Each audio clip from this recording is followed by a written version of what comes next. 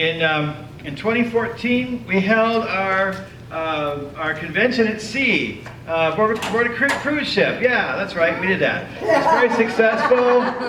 We're still missing a few members that might have fallen overboard. No, that's not true. We did plan on doing we tried to have the convention at sea. We hit some snags, so we didn't do that year. We had a very nice convention by the sea in Fort Lauderdale. And I'm sorry, in Daytona Beach. In Daytona Beach. In Daytona Beach, that's right. We're in Fort Lauderdale now. In Daytona Beach, hosted by the Daytona Beach chapter, and that was a wonderful convention. After convention is when the work really starts. Nearly a dozen Florida Federationists attended Washington seminar. Some of them, Miranda Kilby, Paul Martinez, and Teresa. Dan, putting it to you. Huh? There you go. Takesha, there we go. Saffold. Your mouth on the mic, baby. Well.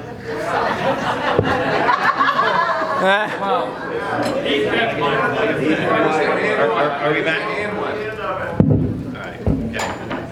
No, I gotta look at that's unsanitary. All right. I'll try it this way. And Takesha Saffold, thank you. And Miranda and Paul, they went a day early and took part in the National Association of Blind Students activity. Hello. Thank you. Okay. One of our attendees was newly elected board member Johnny Slayton, and of course she's not with us anymore. But it was a very successful Washington seminar. It was some of the hardest work you can ever do with the NFB, but it's also some of the most rewarding. About this time, President Dr. Mark Maurer announced that Mark Riccobono was his choice for a successor, and a little bit later, I'm not sure exactly when this happened, but we heard about the new logo, the new national logo that we have, which is really, I think, kind of cool looking, different colors, and the "Live the Life You Want" tagline. And this was the time of started doing scholarship letters. I've usually done these myself. This time, because there were so many, I think about 30 or 32 we did all together, I asked for some help. I got Peter Cirillo, Denise, and Johnny Slayton to write some letters, and they did that. But all together, we still, it was still a big job. Interview the students and write a letter for recommending them to the scholarship committee. We started the Double Your Money raffle. I think that was the name of it anyway. We held that drawing at the National Convention. We raised about $4,000, which went to the state and the chapters on a prorated basis. We have another fundraiser coming up this year. And our winners, by the way, were Ron Cirillo and Takesha Saffold. See, I can't say her name. Okay. All right. And National Convention was in Orlando. We were the host chapter, the host affiliate. And we started off with the board meeting where the president welcomes the convention. And you remember what we did? Was anybody at that board meeting? Happy. The happy Yes. song. We did the happy song. Do you remember that? Yes. And we did the happy song. You want to hear the verse? You want to sing the happy song? Yes. I'll read the words, okay? Sing it. Now, these are the words. And if you don't think you can do the words, you can sing the "Because I'm Happy" part, okay? And if you don't think you can do that, then you can clap. Okay, these are the words. These are the words to our version. Clap along if you think this clap along if you want this convention to raise the roof. Clap along if you feel the Federation is the truth. Clap along if you know what NFB means to you. Clap along if you want to live the life you choose. All right, ready? Start clapping. Clap, clap. Try to get together. All right. All right. Okay, because I'm happy. Clap along if you want this convention to raise the roof. I'm happy. Clap along if you feel that the Federation is the truth. Because I'm happy.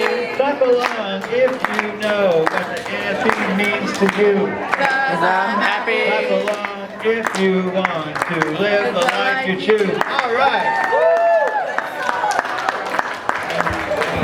That was very good out of the blue. All right. Don't quit your day jobs. We will call you.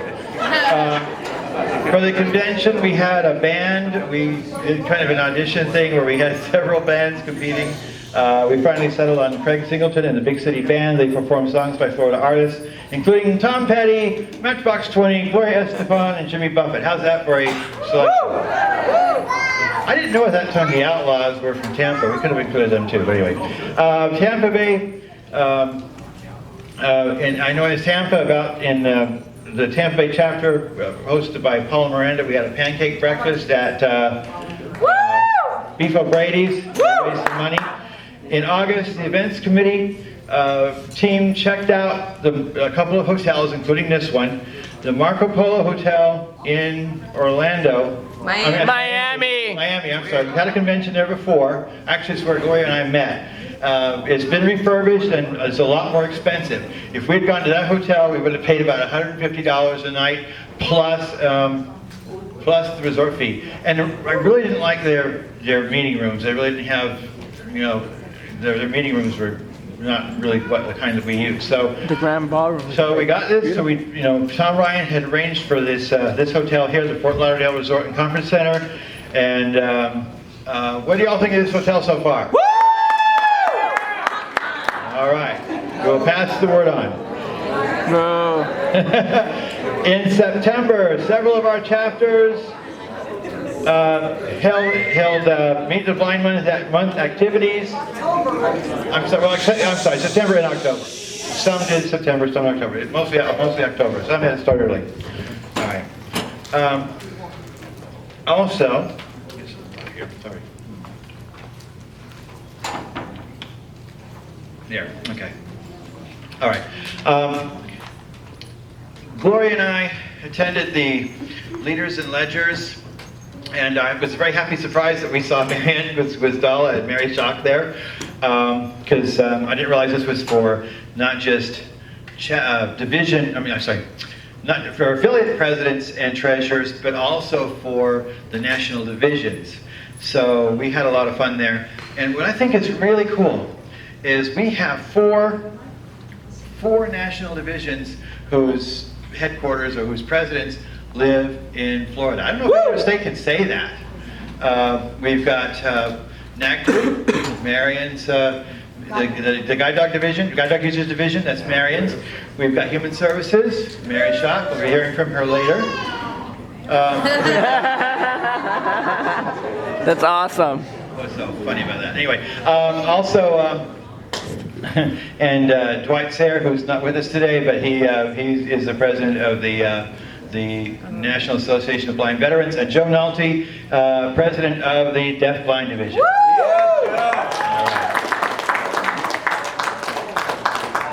75 days of action. Started November 16th, I do believe. Is that correct? Correct. And we actually got an early start on that. We revitalized some of our chapters. We laid some groundwork for hopefully some new ones in some areas. I want to thank Peter Cirillo and also Tim for being on that committee, and everybody else that helped us get involved with that, and we really appreciate it. We're going to continue on with those efforts. I asked Miranda Kilby to gather chapter president's contact information.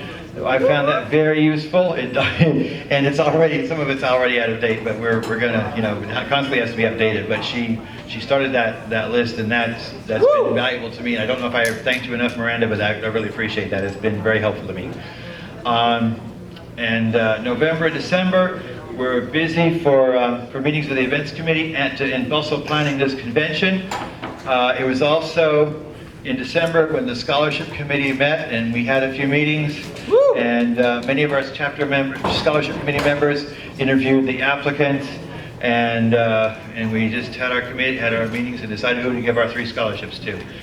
So we have 3 scholarship winners and a runner-up. We have a lot to do for the coming year and on into the future.